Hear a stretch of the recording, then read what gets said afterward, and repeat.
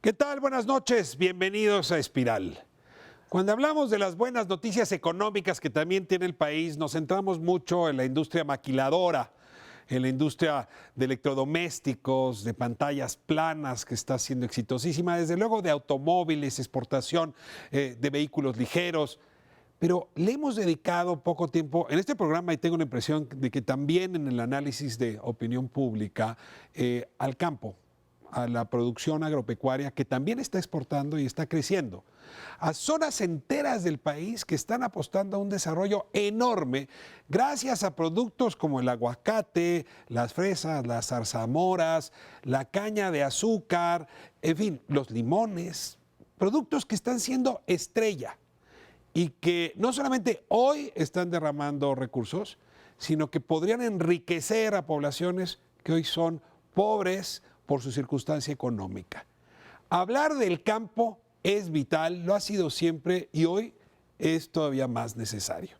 Hemos invitado al secretario de Agricultura, José Calzada Rovirosa, para que nos dé su perspectiva, su estado del arte en materia del campo mexicano, su visión hacia adelante.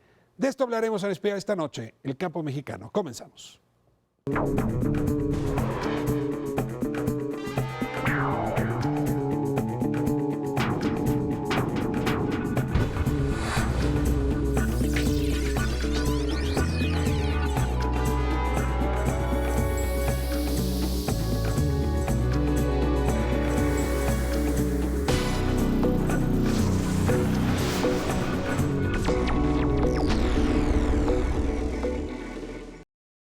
Lo prometido, hoy nos acompaña el secretario de Agricultura, José Calzada Rovirosa. No es la primera vez que está con nosotros, pero sí la primera vez como secretario. Como secretario. José, me da mucho gusto tenerte aquí. Al contrario, Ricardo, gracias como siempre, gracias por la atenta invitación. Hicimos un balance de su gestión al frente del gobierno de Querétaro, un programa que fue exitoso, fue un buen balance en más de un sentido. Y ahora tiene esta nueva encomienda, no es menor, el campo mexicano por cultura y por relevancia económica, juega un papel mayor en nuestro país. Voy a aprovechar este programa para que recorramos las distintas coordenadas relativas al desarrollo agropecuario, rural, pesquero. En fin. Y déjame comenzar, si me permite, yéndonos hacia atrás en el tiempo. Es un país que decidió abrirse al mundo con el Tratado de Libre Comercio y al mismo tiempo, en los años 90, decidió modificar la tenencia de la tierra. Yo le preguntaría a esto, digamos, después de estos años del Tratado de Libre Comercio, ¿cuál ha sido el beneficio para el campo y cuál ha sido su problema bajo el nuevo modelo económico? Claro, yo creo, Ricardo, que siempre que hay un proceso de apertura, pues hay nerviosismo y hay inquietud, sobre todo de un país que era tan cerrado al comercio exterior como México. O sea, nosotros ingresamos al GATT en 86, si no mal recuerdo. Después nos fuimos liberalizando un poquito en el sexenio de la Madrid, después llegamos al TLC, después de todas las negociaciones en 94. Y durante todo ese tiempo, esa época, pues había mucha inquietud en muchos sectores, pero el sector siempre más sensible, no solamente en México, prácticamente en todos los países, claro. Es el sector primario, es el sector, por algo se llama primario es elemental, es lo básico, es la esencia de los pueblos. Y es donde se producen los alimentos, donde se produce la carne, las semillas, los granos, en fin. Y cuando llegó la negociación del TLC, y yo participaba en aquel entonces, pero en cuestiones ambientales, algún día te he platicado, el embargo del atún y algunas otras cosas que te he platicado hace algún tiempo. Pero cuando llegamos al TLC se empieza a negociar el tema agropecuario y fue un tema muy duro para todos los países. Por ejemplo, Canadá con los lácteos, tenía preocupación importante porque son muy buenos en la producción de lácteos. Estados Unidos con los granos, ellos son los campeones de la producción del maíz, en fin, de tanta cosa, de la soya. Y México, en buena medida también con muchos de los productos, por ejemplo, lácteos también es un sector muy sensible aquí en México. Una de las discusiones entonces es que, más un poco a partir de los modelos económicos, en la integración económica ganan los factores que son más intensivos. Es decir, México tiene más mano de obra comparado con tierra. Estados Unidos tiene mucha tierra y menos mano de obra. Pero tiene tecnología. Lo cual implicaba que en México iba a ganar la mano de obra, iba a perder el campo. ¿Se cumplió esa maldición? Había esa discusión, Sí. porque todo eran hipótesis. Vamos a ser un país maquilador, pero el campo va a reventar. Ese era un escenario de lo que se ¿Pasó o planteaba. no pasó? No pasó. No pasó. Nos tomó tiempo para elevar nuestra curva de productividad y competitividad. Esa no se regala, esa se tiene que adquirir. Son conocimientos adquiridos, es inversión, es apertura de mercados, es infraestructura para poder transportar tus productos y poderlos llevar a los mercados. Te lleva tiempo. Hubo regiones triunfadoras y regiones que no les fue tan bien. O sea, claramente, mientras más cerca a la frontera, más hubo triunfadoras. Más triunfadoras. Más triunfadoras. O sea, ¿por qué Sinaloa sí? ¿Por qué Chiapas no? Porque ellos ya tenían una cultura también de competitividad y productividad. Ya estaban exportando. Ya estaban exportando, ya estaban produciendo bien. Sinaloa siempre ha sido un estado altamente productivo en maíz, en jitomate, en muchas otras cosas, en productos, frutas. También Sinaloa es muy bueno. Michoacán, pues ni se diga. O sea, Michoacán es un volcán de producción. Es el principal productor de productos del campo de México y poca gente lo sabe. Es un volcán verdaderamente. Ahí se producen berries, jitomates, papayas, plátanos. Es increíble ir a Michoacán y ver el potencial que tiene. Pues no solamente potencial, sino la capacidad productiva que tiene Michoacán. Déjame entrar a cada uno de los factores. Uno de ellos es el tamaño de los predios, de los ranchos, el número de hectáreas que acumula un productor. Estas zonas más productivas tienen como característica que la tierra cultivable en manos de una sola persona, de una sola familia, es mucho mayor que otras regiones. ¿Esto es cierto como hipótesis? No en todos los casos. O sea, hay una cultura productiva mucho más asentada en unos estados que otros. Pero déjame darte algunos datos. Por ejemplo, los productores de aguacate, que hoy son ejemplo mundial, somos el principal productor y exportador de aguacate del mundo. Producimos 1.5 millones de toneladas de aguacate. Y a los gringos les gusta cada vez más. Y a los americanos les encanta el aguacate y el guacamole con totopos, man. Nada más el día del Super Bowl, nada más como dato cultural, vendimos $200 millones. Ese día, $200 millones, que son 100,000 toneladas de aguacate en los Estados Unidos viendo el Super Bowl. Pero el 80% de los productores de aguacate en Michoacán y en Jalisco son dueños de 5 hectáreas o menos. A ver, corre el mito, corríjame, que con 5 hectáreas de aguacate uno ya es rico. Yo creo que viven bien. No hay otro producto, legal, que si uno tiene 5 hectáreas, deja lo que deja el aguacate. El aguacate yo creo que más, pero berries también les deja, pues tienen, no sé. Zarzamora, frambuesa, fresa también. Que requiere mayor inversión tecnológica. No, o sea, sí un poco más, pero no es mucho porque son medios techos de plástico. La planta, digamos, de las berries puede vivir 20 años. Lo que sí se requiere es mucha mano de obra porque se tiene que recoger, digamos, a mano. O sea, es un trabajo propiamente artesanal. Estos dos productos, el resto sí se requiere extensiones más grandes. Maíz, vamos a ponerlo en orden. Maíz, tomate, jitomate, jitomate hoy se está sembrando mucho en Sinaloa, por ejemplo, pero mucho también se está mudando a invernaderos. Es decir, pasó algo en México muy interesante a raíz de tu pregunta del TLC. Es decir, los productores entendimos de que para producir hay que invertir y que el nombre del juego se llama tecnología e innovación. Y déjenme citar un ejemplo hablando de jitomates. Producir jitomates a cielo abierto, a producir jitomates en un invernadero es 10-1. O sea, produces 10 veces más en invernadero que en el suelo. Ahorras agua, te evitas plagas, tienes mejor calidad. Tus compradores, es decir, te compran desde el principio, inclusive antes de que hayas sembrado. Porque saben que habrá cosecha buena. Porque saben que habrá cosecha buena y con las características que ellos están demandando ya en los mercados finales. Entonces, la innovación y la tecnología es el nombre del juego. Déjeme entonces cerrar la pregunta en su primera parte. El Tratado de Libre Comercio lo que hace es que regiones que ya estaban siendo competitivas para la exportación mejoraron sus condiciones. Sí. En un momento más voy a hablar de las regiones que no estaban preparadas para la exportación, que han pagado costos altos. Pero quiero centrarme en la reforma al artículo 27. Es decir, toda la reforma a la propiedad que estaba ligado a tierras comunales y a tierras ejidales. O sea, ahí sí se tenía la expectativa de que esas tierras iban a encontrar mejor forma de financiamiento, iban a encontrar créditos más baratos, iban a encontrar productores que ampliaran su patrimonio.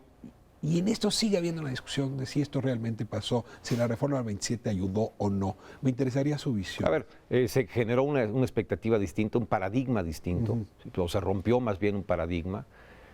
Hay personas que han adquirido predios que eran ejidales para hacerlos o bien de vivienda o bien de tierras de cultivo, pero de la tierra de ejidos cultivables solamente el 3% han pasado a manos privadas. O sea, es realmente poco. Pero, ¿y sin embargo se hicieron productivos? Exactamente, es a donde yo iba. Es decir, pero sí se dieron muchos fenómenos y muchos ejemplos interesantes de tierras que probablemente no estaban cultivadas en aquel entonces, que hoy se han incorporado a procesos productivos precisamente para la plantación o de coco, o de berries, o de aguacate, o de muchas otras plantaciones agrupándose. La Secretaría tiene recursos precisamente para que se pueda invertir en mejoramiento de riego, en sistemas de empaque, en sistemas de cuartos fríos, precisamente para la exportación. Vamos a hablar de esos apoyos que se generan entonces y se han ido perfeccionando. Uno de los programas más criticados al final del tiempo ha sido Procampo, porque se decidió apoyar por hectárea, cosa que tenía algo de sentido. Pues, ¿cuántas hectáreas tienes? ¿Cuánto dinero te doy? Y justamente para apoyar esta transición se construye este programa. Pero acaba beneficiando a los que tenían mayor extensión y acaban siendo maltratados quienes tenían menos extensión. Además, habría que decir que el lobby de agricultura y de agricultores es bastante potente en la Cámara cada que van a negociar subsidios. Sí, ahora platicamos de ellos. A ver, Procampo como el programa estrella justamente para ayudar a esta transición. ¿Cuál es su evaluación hoy? Sirvió sin duda alguna y sigue sirviendo. Es decir, todo tiene un porqué y en ese entonces, cuando se negoció el Tratado de Libre Comercio, las inequidades productivas eran gigantescas. Hoy tenemos lugares en Sinaloa que están produciendo 20 toneladas por hectárea, 21 toneladas por hectárea, cuando el maíz en temporal te da 1 tonelada por hectárea. Lo digo nada más a manera de ejemplo porque así estaban algunos productores de Estados Unidos y algunos productores de México, quizás no todos, pongo un ejemplo extremo, pero las diferencias de productividad eran gigantescas. Entonces, el gobierno tenía que venir a equilibrar un poco las cosas, a acompañar a los productores que tenían preocupaciones fundadas, es decir, preocupaciones fundadas de los diferentes sectores, y acompañó con programas como es el caso de Proagro hoy o muchos otros. Tenemos también Progan, tenemos Propesca, tenemos Procafé. Pero apoyaron a los más productivos o a los que tenían mejores condiciones para ser productivos. Se apoyó a gran parte de los pequeños. También a los pequeños. Sí, claro. O sea, la gran parte del padrón de Proagro son pequeños productores. La gran mayoría son pequeños productores. Hoy en día, productores que tienen 5 hectáreas, que tienen 7 hectáreas, 10 hectáreas, que las tienen sembradas de maíz fundamentalmente, de commodities, digamos, de granos que son pues altamente competidos. Un elemento clave para el campo, como para cualquier circuito de producción, es el financiamiento. Y una crítica que se escucha con frecuencia es que el financiamiento al campo es a favor de los productores AAA. Y que para alguien que no es AAA es muy difícil tener el crédito, el financiamiento suficiente o los seguros suficientes. A ver, y ahí eso otra vez genera inequidad. Hay varios cajones o hay varios productos para la gran gama de productores de México. Para los grandes productores, pues ahí está la banca privada. Y también, incluso la extranjera. Incluso la extranjera, y la utilizan. Es decir, en México aquí la tenemos... Financiera Rural a veces se comporta como privada, ¿no? Financiera Rural es un trabajo importante para llegar a medianos, grandes y también, por supuesto, pequeños. Pero seriamente, Banrural llegaba a los más pequeños y a los menos ricos. Financiera sí se pensó como una institución para AAA. Si uno ve su... No, pero Financiera hoy está apoyando, tuve una reunión con ellos antier, está apoyando a muchísimos pequeños productores. Nada más que Financiera pasó de estar prestando 20, 30 mil millones de pesos al año pasado junto con FIRA prestaron 220,000 millones de pesos. Se han diversificado. Sí, pero además el crédito ha crecido 7 veces. Es algo increíble lo que ha pasado con el crédito. La reforma financiera vino a ayudar y vino a flexibilizar requisitos y oportunidades para que la gente pueda pedir un crédito. ¿Podríamos decir que se ha democratizado el financiamiento Sí, al muchísimo, campo? muchísimo, porque también el productor hoy entiende que no todo puede venir de apoyos a fondo perdido por parte del gobierno federal. Hoy muchos están dispuestos a tomar ciertos riesgos financieros y van a la banca de desarrollo, como es el caso de Firo Financiera, o también van a la banca comercial, en donde le están prestando, me parece a mí, a tasas razonables, porque también hay ciertos cultivos que dan, pero por mucho, para pagar los créditos que se están contrayendo. Por ejemplo, hay cultivos que están teniendo rentabilidades del 50% y están vendidas las cosechas 5 años, es el caso del jitomate, de los pepinos, de los pimientos morrones, en fin, de tantas cosas que se producen en agricultura protegida. Entonces, está creciendo el crédito. Algo que tenemos que hacer, Ricardo, es, y se lo dije a los banqueros con quienes me reuní antier, es involucrar más a la banca privada para que le preste más al sector primario. A ver, en los países con altos niveles de desarrollo en el sector de alimentos, la banca privada está prestando entre el 70 y el 80%. Sí, claro.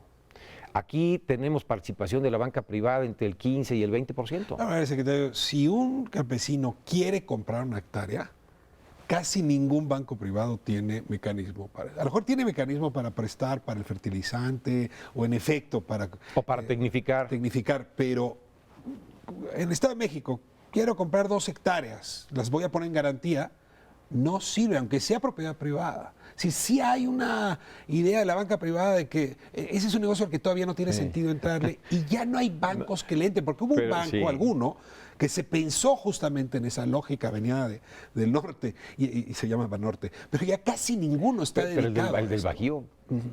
El Bajío ahora sí que es comercial, pero prestan muy bien. Sí, aquí se puede. Para cuestiones el Bajío del campo. sí le está dedicando, Sí. a ver, vamos a ver comercial bien, y le está haciendo rentable prestarle al campo. Sí, claro, si no, no estarían ahí. Es decir, lo que yo les quiero decir a los bancos privados es, aquí hay una oportunidad, yo sé que tú te dedicas a hacer negocios, pues aquí hay un buen negocio. Ahora, ¿por qué el temor? Porque la tierra en el de campo no es buena garantía, porque no conoce el producto. Yo creo que en México vivimos momentos complejos. ¿Vivimos en el pasado? Vivimos en el pasado. Viviendo? No, vivimos momentos en el pasado en el cual hubo una circunstancia con el campo y muchos bancos tuvieron una mala experiencia. Hay que decirlo. Se quedaron en la panza con mucha propiedad. Y todos se quedaron ahí y todavía estamos tratando de liberarnos de muchas circunstancias que sucedieron. Hubieron algunas organizaciones, tú recordarás, que se movieron fuertemente con respecto a los créditos del campo, pero hoy muchos sectores del campo son buen negocio. Yo no te digo que todos sean súper rentables. Hay algunos que trabajan bajo agricultura tradicional, en los cuales el gobierno federal asume el compromiso de acompañarlos. Pero hay muchos otros productores, y yo vuelvo al ejemplo de los cultivos bajo techo, de los invernaderos, que son un súper negocio. Y que es súper rentable para los bancos estarles prestando dinero. Lo único que le hemos dicho a los bancos es, préstenles tantita atención, porque ese segmento es tan o más rentable para la banca privada que muchos otros a los que sí le están prestando hoy. Claro. Tenemos que hablar mucho de esto que ya usted mencionó, la tecnificación del campo, que es donde se agrega valor a la producción. Me voy a corte y regresamos a hablar de la tecnificación, la inversión que se está haciendo, la innovación tecnológica y hay que decirlo también, la cultura tradicional que luego choca con nuevas formas de producción y nuevos productos. Quédese con nosotros, seguimos en Espiral.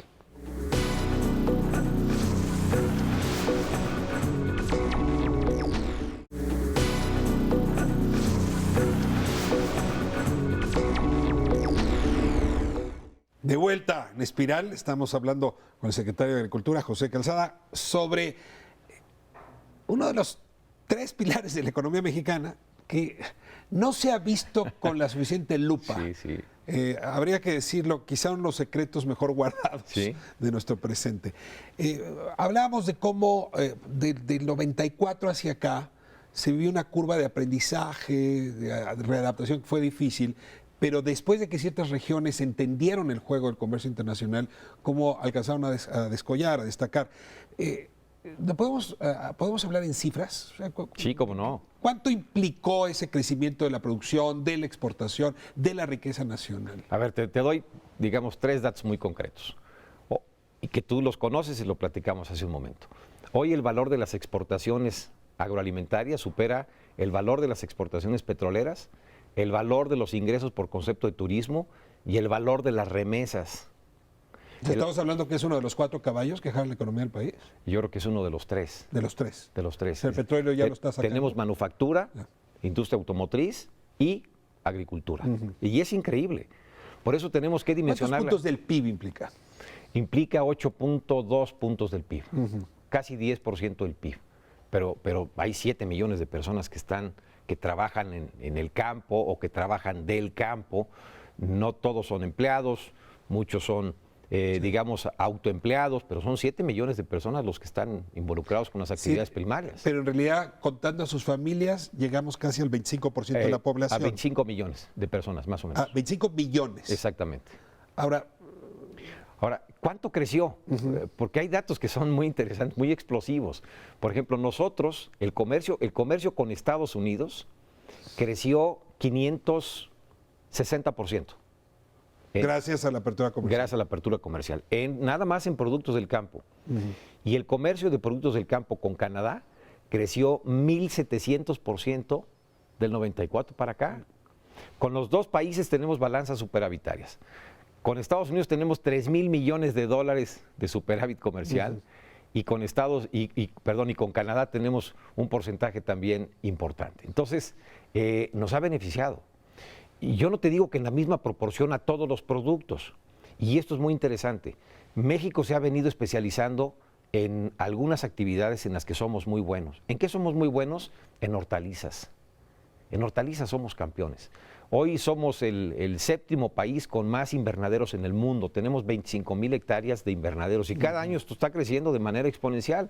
Tenemos buen sol, tenemos gas, hoy tenemos conocimiento. Yo el otro día fui a una fábrica una planta de invernaderos en Colima y me quedé impresionado. Ahí producen jitomate cherry, que es el chiquito, y producen también berries.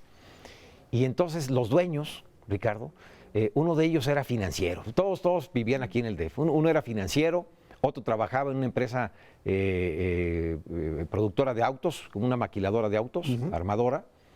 Y entonces les dije, oye, ¿ustedes qué tienen que ver con los jitomates? Porque aparte estaban con sus batas bien elegantes y bien limpios. Y le dije, ¿ustedes qué tienen que ver con los jitomates? Y me dicen, oye, secretario, es que esto no tiene que ver con jitomates, esto tiene que ver con un proceso productivo. Claro. Las señoritas que trabajaban ahí, haz de cuenta que impecables por una parte y por otra parte súper técnicas. Entonces yo les decía una cosa, oye, aquí su invernadero está más limpio que un quirófano y es más preciso que una fábrica de coches. Es verdaderamente increíble lo que sucede ahí adentro. Todo es preciso, todo es perfecto y al final del camino sale un producto que en este caso particular es un jitomate, pero en años anteriores ese señor producía coches. Ahora, ese es el sector agropecuario o agrícola que está destacando. Sí. Que ha sido capaz de adaptarse a la coyuntura del país, al mercado internacional, entender qué quieren sus clientes aquí y fuera. Pero hay otra parte del campo mexicano que no ha tenido esa suerte. Es decir, que no renuncia, déjenme ponerlo en términos de caricatura, a producir maíz blanco, que no se imagina produciendo otra cosa, que ve la tecnificación como un tema muy lejano, que no se ha preparado para ello, que no entiende los mercados y que sin embargo está situado en tierras que son muy fértiles. Sí, o sea, digamos claramente, sí. Solamente el 25% de la superficie cultivable del país está siendo cultivada. Comparemos con Corea, que está en el 98% de la superficie cultivable. ¿Cómo hacemos para que abajo de Querétaro, de plantearlo así, y no voy muy lejos, el Estado de México tiene tierras extraordinarias hoy ociosas? Y si vamos a Oaxaca y vamos a Chiapas y pasamos a Guerrero, vamos a estar encontrando esto. ¿Qué ha pensado el secretario de Cultura para bajar la franja de productividad agropecuaria en México? A ver, no está todo en la cancha nada más del productor. Yo pienso que el gobierno tiene que hacer su tarea en el sentido de tratar de platicar de manera más clara y más convincente con muchos productores, precisamente para que si esas tierras no son aptas para producir maíz y sí son aptas para producir guayaba, que siembren guayaba. ¿Quién define la vocación Hay un instituto en México. O sea, no es el productor. Bueno, sí, al final es el productor, pero nosotros tenemos un instituto que se llama INIFAP, que analiza las tierras, elabora plantas, mejora semillas. Demos de servicio a quien esté viendo el programa. Es decir, cualquier productor puede hablar al INIFAP y preguntar, Sin duda. oiga, ¿para qué me sirve esta tierra? Sí, y ahorita, si quieres, en el siguiente corte ponemos los teléfonos en pantalla de la Secretaría. Y van y te dicen, aquí guayaba, Claro. aquí uva, Sí, claro. acá berries. Sí, claro. Pero además estamos desarrollando una aplicación para que sea muy sencillo saber, georreferenciado, para qué es apta tu tierra.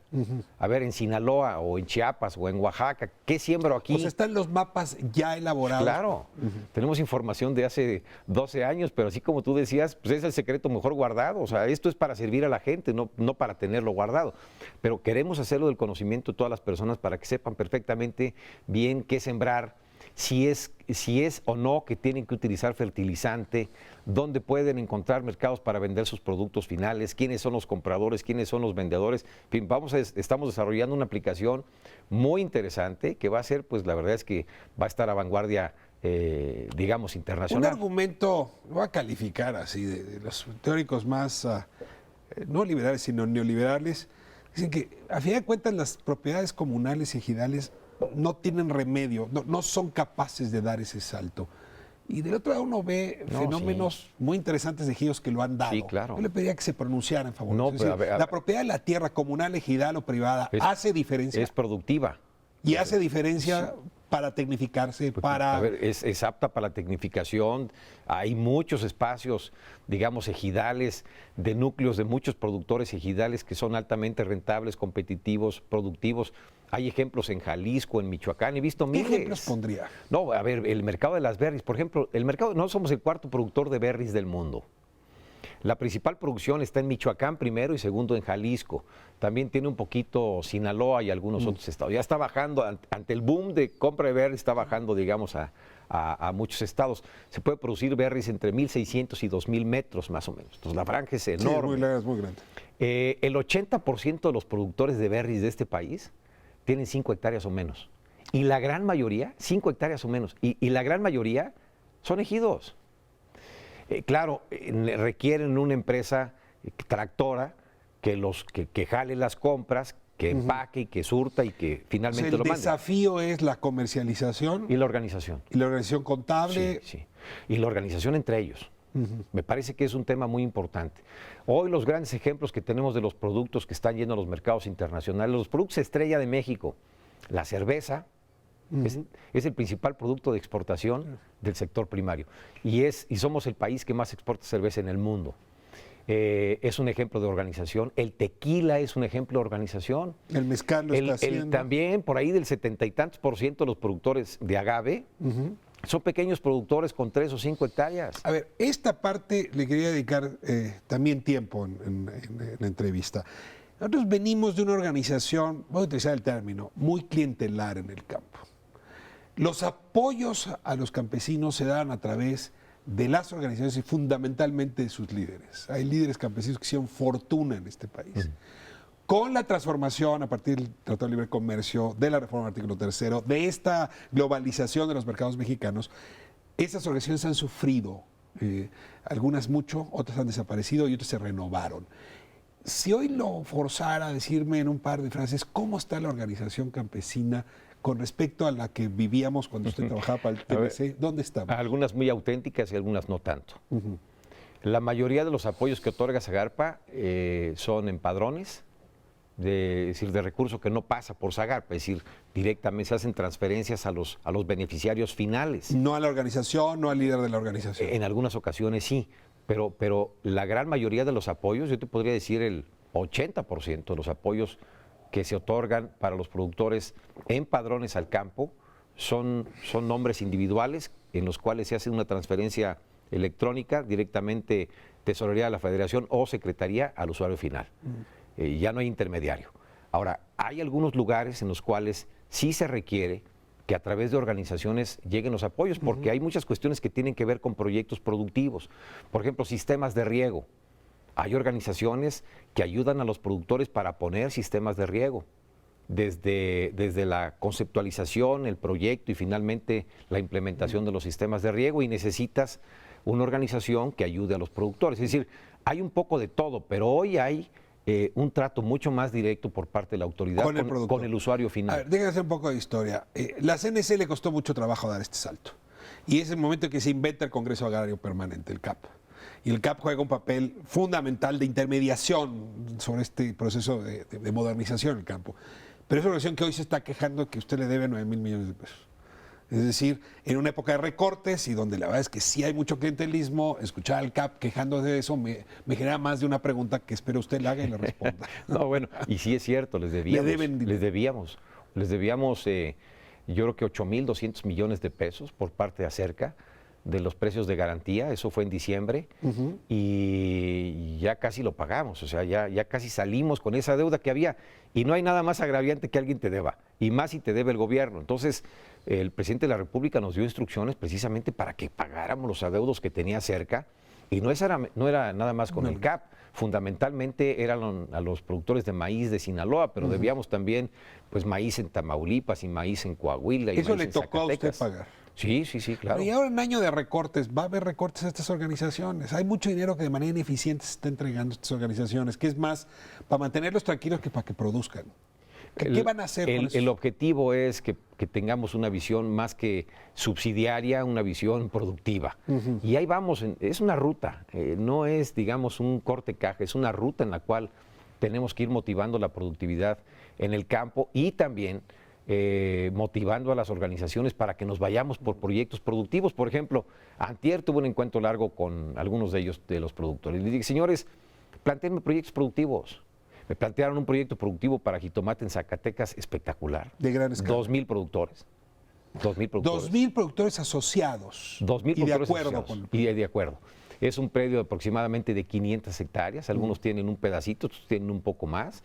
Lo importante es construir un cuarto empaque para que todos puedan exportar.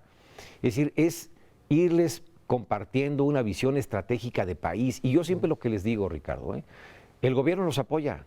Es decir, es el recurso de los mexicanos para hacer el campo más productivo. Pero ustedes tienen que contribuir con los proyectos y finalmente con la producción. Pero además, la inversión que se hace, es decir, el invernadero o el cuarto empaque o lo que ustedes quieran, el cuarto frío, es infraestructura instalada para México. Sí, claro. No es nada más propiedad de ustedes, es capacidad instalada de la nación. Yo quiero apoyarlos en infraestructura que vean ustedes, sus hijos y sus nietos, es decir, que sea de largo plazo. Y vamos en esa ruta caminando. En Querétaro usted le dio una lección al país de cómo se puede ligar inversión productiva, en ese caso era industrial, con actividad universitaria de investigación. Todo el tema de la universidad y la aeronáutica han permitido que Querétaro desarrolle capacidades ahí y es de reconocerse la apuesta que hizo. Bueno, desde esa lógica se observa poca participación del sector académico en la innovación. Aquella gran apuesta que sigue siendo de Chapingo no se ha reproducido alrededor de otras regiones. ¿Cómo hacer para que la innovación tecnológica esté cerca del campo y en ese sentido la investigación académica esté ahí vinculado? Está, pero ya no está monopolizada por nadie. O sea, nosotros aquí tenemos muchísima información que nos llega de todo el mundo. ¿Hay muchas universidades invirtiendo en innovación tecnológica? Sí, bueno, pero se importa mucha tecnología, se importa mucha innovación, se genera también innovación en México. Y tú vas aquí a los campos del Estado de México, ves la producción de flor, es el estado que más flor produce en el país. Es increíble lo que está pasando. Donato Guerra como la estrella. Impresionante. Pues cerca de Ixtapan de la Sal, por ahí está impresionante. O tú vas a algunos otros lugares, por ejemplo, los productores de miel, parece que no, pero tienen mucha tecnología y mucho estudio detrás de los productores de miel de Yucatán. Y eso mucho se desarrolla aquí a través de empresas y universidades, pero muchas otras cosas también llegan del exterior. O sea, hoy el mundo está más conectado. Y lo que antes era idea de unos cuantos o espacio de unos cuantos, hoy es espacio del mundo. Entonces México está siendo receptor precisamente de estas buenas ideas que hoy se están aplicando en nuestro país. Se diseminan rápido. Muy rápido. Muy rápido, pero además el principal interesado es el productor. El productor quiere estar en la vanguardia en prácticamente todas las cosas que están pasando en el mundo, porque los que producen miel aquí, Ricardo, están compitiendo y estamos mandando la miel a Europa. Somos uno de los principales productores de miel, creo que el sexto principal productor de miel del mundo. Y gran parte de esta miel es miel orgánica, que se va a Europa. Entonces, los productores tienen que estar muy abusados de que tendencias del mundo las implementen aquí y de que proyectos innovadores que están resultando en cualquier parte del mundo también los implementen. En muchas ocasiones no es cuestión de dinero, en muchas otras sí, pero en muchas ocasiones es estar abusado y vivo para la tendencia, por una parte, y dos, para la innovación del día de ayer que está pegando en los mercados europeos, africanos. Y que puede dar un vuelco de la noche a la mañana. ¿No? Por ejemplo, ahora estuvo aquí con nosotros el comisario de la Unión Europea en materia de productos agropecuarios. Cuando se negoció el Tratado de Libre Comercio con la Unión Europea, no todos los productos entraron, y algunos entraron con ciertas cuotas, con ciertas barreras. Bueno, hoy vendrá una nueva etapa de modernización del tratado. Lo que queremos es que nuestros productos entren y tener cuidado, por supuesto, en la negociación final para beneficiar a los nuestros. Pero ahí tenemos una gran oportunidad y nos decían... Ven los mercados europeos una gran oportunidad. Absolutamente. Déjenme corte y sí van a estar que en el siguiente segmento, que será el último, nos hable pues, de dos elementos vitales para la productividad en el campo: agua y energías. Ok. ¿No? Para entender hacia dónde se está moviendo, no el año que entra el campo, sino las próximas décadas. Con mucho gusto. Vamos a corte y regresamos, secretario. Muchas gracias, seguimos en Espiral.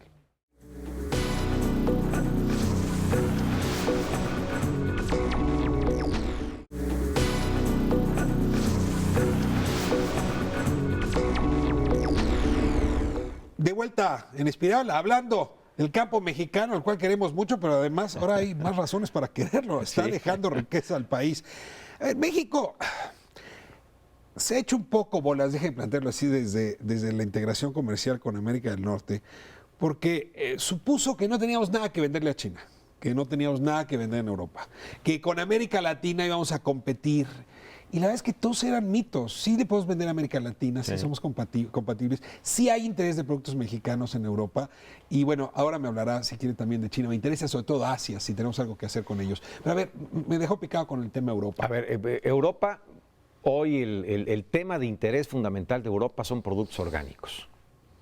En México estamos naciendo con productos orgánicos. Con etiqueta orgánicos, no falsamente orgánicos. No, pero aparte nosotros tenemos una dependencia que se llama Senacica. Ellos van y verifican que los procesos productivos sean auténticamente procesos orgánicos. Que el fertilizante no sea químico, que el plaguicida no sea químico. Y lo que estamos negociando con Europa, con Estados Unidos y con Canadá es que ante el etiquetado orgánico de México lo tomen como bueno ellos y viceversa. Es decir, el de Canadá lo tomes como bueno aquí. Las instituciones son muy serias. Pero hoy tenemos en México 25,000 hectáreas de productos orgánicos. Es muy poquito. Es decir, en Europa tienen prácticamente... ¿Dónde están ubicados? Yucatán tiene mucho orgánico, Campeche tiene orgánico, Nuevo León tiene orgánico, en fin, dependiendo qué produzcan, porque es un producto 20-25% más caro, ¿verdad? O más. O más. O el doble de caro. Por ejemplo, la producción de huevo orgánico, Ricardo, empieza por un concepto que se llama gallinas libres.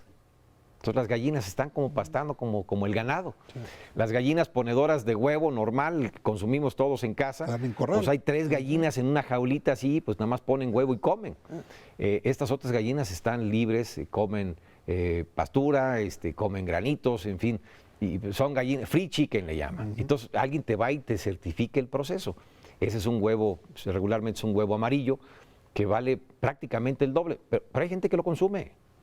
Y en los mercados europeos, en los Estados Unidos, es impresionante. Es un estilo de vida. Es un estilo de vida, es un hábito de consumo, o es una tendencia de consumo, y México también tiene que surtir, porque puede surtir sus mercados. ¿Qué productos serían estrella para ser vendidos en París o en Pepsi o otra vez? La locura de las berries. La apuesta de las berries tiene que ser muy en serio. Entonces. Es muy en serio, es muy impresionante. Cada año la demanda de berries crece aproximadamente 30% Pero más. ya estoy tentado a preguntarle, ¿le está usted mandando un mensaje a los productores mexicanos Claro. que se cambien de religión? No. Que dejen el maíz y se vayan a las berries. Es que ahí hay un mercado y una oportunidad de negocios para quienes tienen interés en el campo mexicano impresionante. Ahora, hay mucha gente que digamos, ha sembrado maíz o algunas otras cosas durante muchas décadas y está bien. Pero hoy los productos estrella en las gráficas de las exportaciones es cerveza, jitomate, aguacate, berries, tequila. Ahí están los 5, 10, 15 productos estrella de México. Tiene que atender a todos los agricultores de este país. Pero pensando en estos productos exitosos, ¿miraría hacia el pequeño productor o hacia el gran productor? El gran potencial de México y del mundo en cuanto a producción está en el pequeño productor.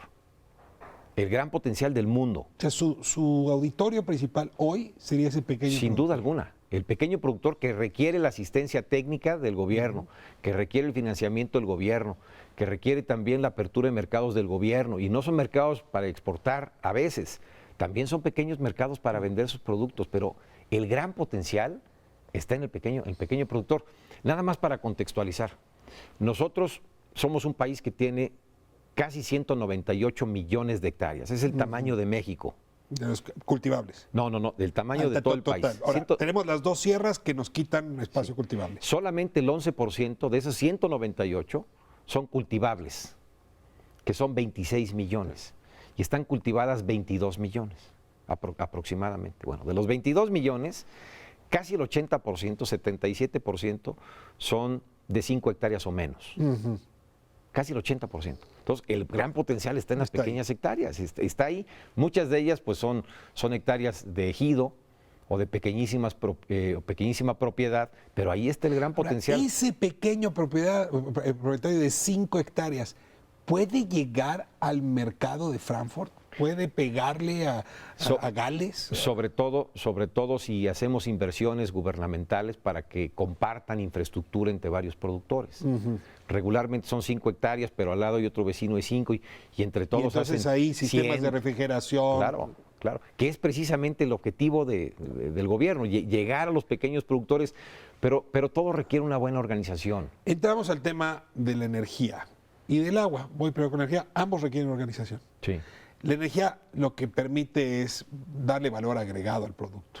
Que el guacamole que hoy sale pitando de Michoacán y llega al norte de California y 2 días después ya nos puede comer, puede llegar de tal manera que dure 2 o 3 semanas. Y eso implica energía, implica gas, implica... En fin, déjeme preguntarle cómo vamos, si la reforma energética nos va a ayudar, si están haciendo inversiones, qué tipo de inversiones y a quién le va a llegar, si a los de siempre o justamente este pequeño productor. A ver, vamos a empezar por lo elemental, que son los fertilizantes. Es decir, nosotros en México consumimos casi 5 millones de toneladas de fertilizantes y producimos un poquito más de 1 millón. 1.5 millones. Tenemos un déficit muy importante de fertilizantes. Fuerte. ¿Por qué? Porque hace muchos años se tomó si el dólar se mueve, sí afecta. ¿No? Sí, claro.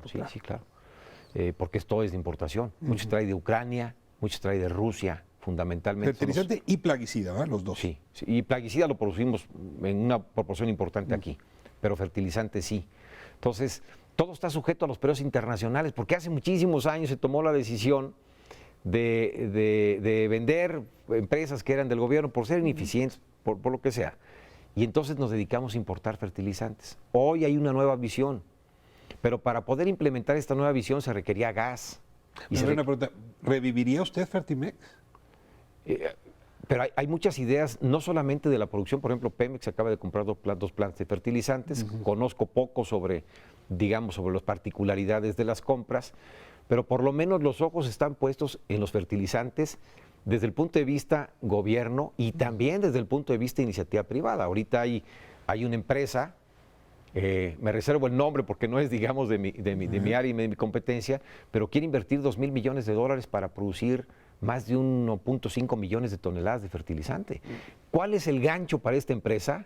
Que tenemos gas, que va a pasar por ahí los Ramones, que van a poder producir urea, que van a poder producir... Esa es una ventaja competitiva enorme, para el campo hacia adelante. Pero enorme. Enorme. Enorme. O sea, no solamente podemos pasar a ser autosuficientes. Los fertilizantes necesitan gas.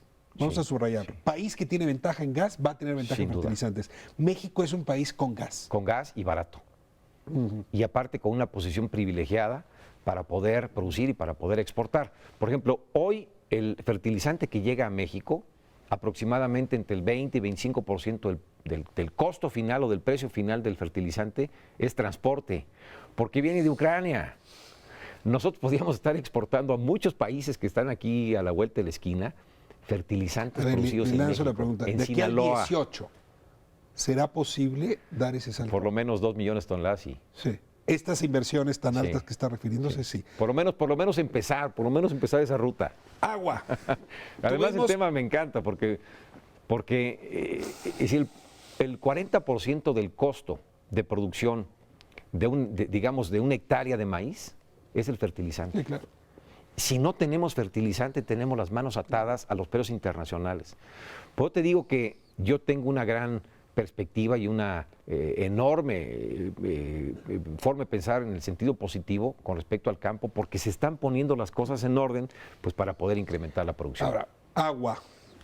¿Se acuerda aquella parábola de la Biblia?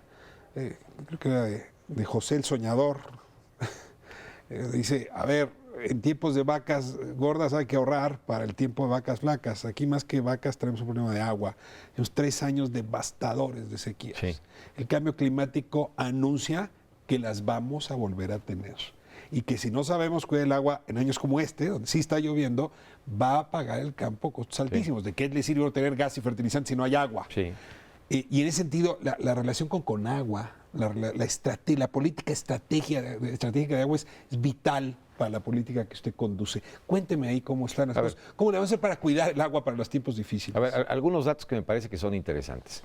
Existen estadísticas internacionales que señalan que el 70% del agua dulce se utiliza para cuestiones agrícolas. 70% del agua dulce. Entonces, nosotros tenemos una responsabilidad, como lo tiene también pues, toda la población. Cuidar el agua en sus hogares, en procesos industriales y, sobre por todo debe supuesto, cuidarlo el agricultor, ¿no? y, por supuesto, en el campo. Para el campo... Un agricultor que paga poco por el agua, que no es responsable del agua. Pero cada vez tendremos que tirar a la tecnificación para cuidar más el agua, para que le cueste menos al productor, y tercero, pues para utilizar menos agua. Somos el 6º país del mundo con más superficie de riego y vamos incrementando la superficie de riego. Me parece que la gran contribución que podemos hacer en muy corto plazo, Ricardo, es la tecnificación y la utilización del agua. Agua comunal o agua individual para los productores de diferentes, digamos, de diferentes productos. Pero esa es la apuesta que tenemos que Hay hacer. riesgo de que se nos venga una nueva sequía. ¿Cómo vamos a estar preparados para A eso? ver, hoy estamos el año pasado fue un buen año de lluvias. Hoy Es probable que también, ¿no? yo creo que sí, yo espero que sí. Pero tenemos presas suficientes. Tenemos presas suficientes. Los productores están almacenando agua. Tenemos las presas prácticamente llenas, particularmente en los grandes centros productivos de nuestro país. Ahí la Comisión Nacional del Agua, la verdad es que ha hecho un trabajo estupendo para... Y muy coordinado con la Secretaría. Muy ¿no? coordinado para alertarnos de las temporalidades, de los problemas, de las sequías, en fin. Tenemos las presas prácticamente llenas. Tenemos que abonar más en la mejor utilización del agua. Por ejemplo, en Nayarit, me platicaba el gobernador de Nayarit, que pues, es uno de los estados que más agua tiene, y gran parte del agua se va al mar. Necesitamos utilizarla mejor en plantaciones, en riegos y en otras actividades agrícolas y no agrícolas, pues no para que no se vaya el agua sin haber sido utilizada por procesos productivos. Hoy se están invirtiendo por parte de la administración del presidente Peña 7,000 millones de pesos en un ducto de agua que va a poder regar un poco más de 50,000 hectáreas. Y si van a haber 50,000 hectáreas más de riego, pues por utilizar el agua que está en las presas del estado de Nayarit. Y así te puedo poner muchísimos ejemplos. Es decir, es cuidarla, es utilizarla más, es tecnificarla y es estar todos, en mi casa, en la tuya, más conscientes de la importancia que tiene el agua en la vida cotidiana de la gente, porque a veces no somos conscientes. Se nos fue el tiempo, pero hay un tema que no puedo obviar. Las zonas económicas especiales es justamente donde la población campesina vive abajo de los umbrales de pobreza, en circunstancias muy complicadas que ni siquiera para el autoconsumo alcanza.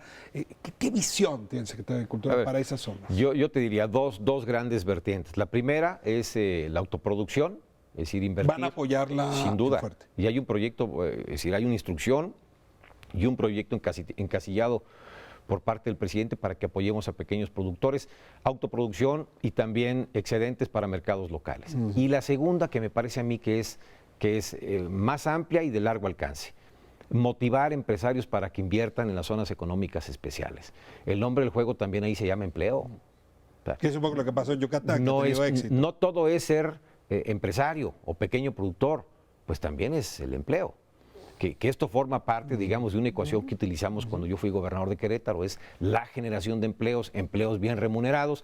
Yo sé que es otra cosa, pero al final del camino es que la gente tenga una forma adecuada de vida a través del empleo. Motivar a los empresarios que vayan a invertir en esos lugares que tienen condiciones fiscales y condiciones económicas especiales. ¿Qué está hablando con los empresarios de Michoacán, con los agricultores de Sinaloa, con los de Nuevo León para llevárselos a Chiapas, para llevárselos a Guerrero? Y no solamente eso, si estamos hablando con empresarios que no hay nada que ver con el campo, pero decirles, señores, ustedes se dedican a hacer negocios, aquí hay un buen negocio. Un invernadero en un lugar especial, pero que además tiene gas, que ya está construido, que tiene un aeropuerto a 15 minutos para poder sacar y exportar sus productos, bueno, a ver, es una joya. Lo veo contento con la cartera, secretario. Sí estoy. A ver, es un gran reto, es una gran responsabilidad. El tramo de responsabilidad es gigantesco, Ricardo, pero estoy contento. Yo le digo a mis amigos, a los empresarios, con la gente que yo platico, que este es un país maravilloso. Yo he aprendido a conocer más a México en estos últimos 6 meses de secretario que en mis 50 años de vida. Porque ¿Ya además sabe qué va a hacer José Calzada después del 18? Sembrar jitomates, yo creo. No te creas. Pensé que iban a ser berries. No te creas. A ver, la verdad es que yo trato de hacer mi mejor trabajo en las actividades que tengo. Fui senador, fui gobernador, hoy tengo la oportunidad, gracias al presidente de la República, de estar en la Secretaría de Agricultura. No lo sé, pero hoy sí sé que mi responsabilidad la quiero hacer bien, la quiero disfrutar, la disfruto enormemente, quiero hacer bien las cosas y quiero sembrar pues para que después alguien coseche. Yo siempre digo que hoy yo cosecho algo que alguien hizo hace 10 años o 20 años o 30 años, cosas buenas, y me tocaron cosecharlas a mí, no son mías, son del momento y son de los mexicanos. Pues así quiero que en 10 años o 20 años lo que hicimos hoy, particularmente en el tema de la infraestructura, pues México lo pueda cosechar. Ojalá y tengamos todos muchos tomates entonces. Verás que sí. Muchísimas gracias, creo que nos dio una buena clase, sobre todo para quienes no están viendo estos procesos virtuosos que también tiene la economía mexicana y que merecen ponerse en perspectiva. Gracias por explicarlo siempre tan precisamente y con tantos ejemplos que nos ilustran. A lo largo de su presentación estuvieron apareciendo los teléfonos justamente del Instituto de la FED, con la idea de que quien necesite comunicarse a las áreas respectivas de la Secretaría lo pueda hacer. Le agradezco muchísimo. No, hombre, te lo agradezco mucho, Ricardo. Y hasta la próxima, espero que sea pronto. Estamos listos. Muchas gracias por haber compartido esta conversación en su casa, por habernos permitido entrar a su hogar. Nos vemos próxima semana aquí en Espiral.